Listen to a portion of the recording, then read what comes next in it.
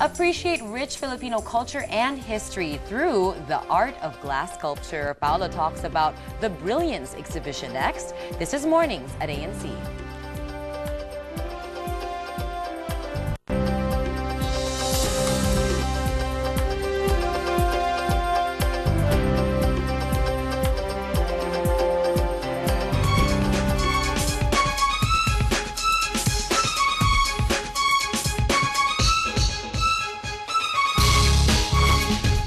Beginning tomorrow until June 24th, world-renowned glass sculptor Ramon Orlina's latest creations will be on exhibit at the Powerplant Mall in Rockwell, Makati. The exhibition, dubbed Brilliance, pays homage to the excellence of some of the most influential artists in the country's history. It features 32 dazzling crystal sculptures, each one a testament to Orlina's mastery of his craft. We're now joined by the sculptor himself, Ramon Orlina. Good morning, sir. Good morning, Paolo. What a pleasure to have you on today and talk about the art pieces that you have gathered for this exhibit, which has been entitled Brilliance. Tell us about the concept behind this exhibit. Well, actually, it's my works for the past six months, For me to prepare an exhibition for a sculpture, it takes around maybe 6 months or more. Right, okay. Yeah, and I time it with Independence Day. Yeah, so it's parang ang theme natin dito is it's tied into the celebration really of Independence Day. In a way, because some of my works have title of Paglaya or something like Liberty, something like that. But I'm also, let's say, I am a very nationalistic person, so I was thinking that maybe we should be a little bit more patriotic, and celebrate our independence. Day. Yeah. It's sort of going to be a very interesting exhibit in that, like you said, I mean, there's an overall theme really of celebrating our independence. But you're also during the intro we talked about it being somewhat of an homage to some very influential artists also in the Philippine art scene. How have you sort of tied in that paying homage to these artists? Oh yeah, I mean, let's say I have a homage to Jerry, also maybe for Mondrian, no? These are maybe my sometimes inspiration in doing my sculptures. Okay. Yeah. Okay. Let's talk about the sculptures themselves. I mean, we have a few samples of some of the pieces that will be part of the exhibit. Can you tell us about some of the pieces that we have here with this us? one is called the Hero's Mother. Okay. Yeah, some sort of a variation of the mother and child theme. Right. Yeah. Okay. This one is called Brilliance in Lavender. Brilliance in Lavender. Because these are different color from a usual green one. Okay. And these are some beautiful pieces and really signatures of literally bear your signature in a very literal sense, but also bear your signature style. How would you describe your style, which has really become your trademark, so to speak? Because my work is actually different from that what you see abroad, no? Right. What I say, the Lalique or Baccarat or even artists from Europe, the Murano glass. Right. These are done by glass blowing, right? Or casting. Okay. In my case, it's a chunk of glass, which I cut, grind, smooth, and polish. So this is a very different process. I mean, like you outlined, many people who work with glass sort of, how would you say, it's more of an additive process maybe. Glass is added, it's shaped into a particular way. You start with an excess of the material and sort of find the form and sculpture from that lies inside this piece of glass. Just like if I get a chunk of wood or granite, it's just like chipping it off or But in my case, it's abrasive works. Right. It must be a very difficult work. I mean, glass by its very nature is sort of very fragile. It's, I suppose, in larger sections like this, it can be somewhat of a durable material. But how much does the material itself shape your approach to the forms that are in there? Are you limited? Are you? I mean, you've really made glass sculpture your signature.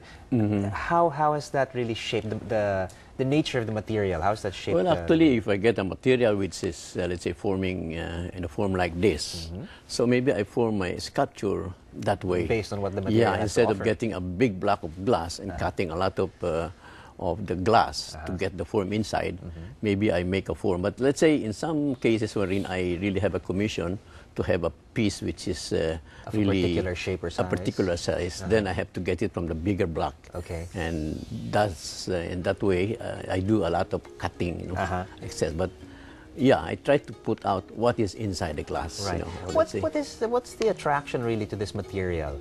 For me, it's such a challenge for me to imagine working with a material like this. Yeah, one thing, let's say the advantage among other sculpture mediums is the transparency. Right. So it refracts, it reflects, you know, and when you look at it, you can not only see the front, but also you see the back or the side. So, and once you see a sculpture, you want to touch it. You know? Right. And when you touch it, you have another extra sense. No? Okay. So that is encouraged in your work. I mean, you want people to experience it in many different ways. Yeah. Yes, because actually, as you said, it's fragile, but the glass that I'm using is not really that fragile. Yeah, because if you go back to the process, it is a well annealed glass. Right. So it's not really breakable like. It's not super brittle either. Yeah. Okay. And that's one thing good about the glass that I'm using. Okay, interesting. But you know, in terms of the pros and cons of the materials, yes, it's transparent. It refracts light. It's interesting, but it also doesn't allow much in terms of hiding any flaws and that sort of thing. I mean, the work is it's literally very transparent. It's very genuine, perhaps. And does that also is that also? Yeah, actually, if you look at the glass, it's not really perfect, no, except for maybe like crystal. This one is a little bit more the crystal. It has more perfect, let's say, in forms of let's say impurities, no? Right. But what I try to do is maybe, let's say, if there are imperfections in the glass, I do make design based on, let's say, to take out, to use the imperfections. Right. Let's say one case that I had 5 bubbles in the glass. Okay. So what I did a cutting that when you look at the glass, in one angle you'll see the 5 will become 30. Okay. Yeah, because with the facets, no, the first angle on the right side will make it 5, it will become 10. Okay. On the left side, it will become 20. On the right side, it becomes 30. But actually, there are just only 5 bubbles. Yeah. Very interesting, actually, to talk about the finer points of the sculpture. You were saying that a sculpture takes you how long?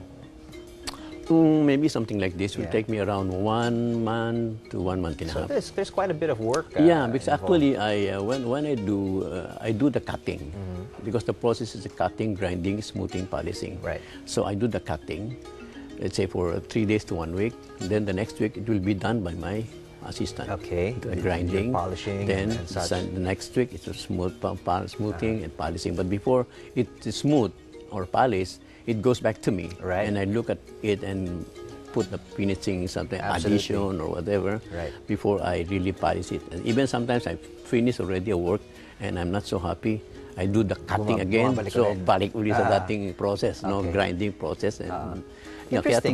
Very, very interesting. Okay, let's go back to the exhibit, Brilliance. It's a great catalog that's been produced for the exhibit, and there's some great works that are obviously going to be included in the exhibit. Is this sort of it's not a retrospective in any way? I mean, no. This is very recent work. Yeah, very recent works. Okay.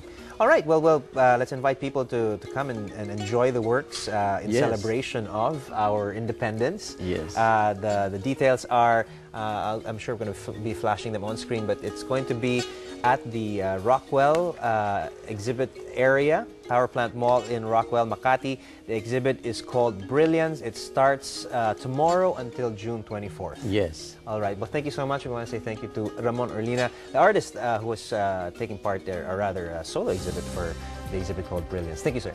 Thank you very much for inviting me. All right, folks. A Chinese man gets his hands on a new BMW after literally holding on to the luxury car for more than 3 days. The crazy things men do for wheels. We'll give you the details when Mornings at ANC returns.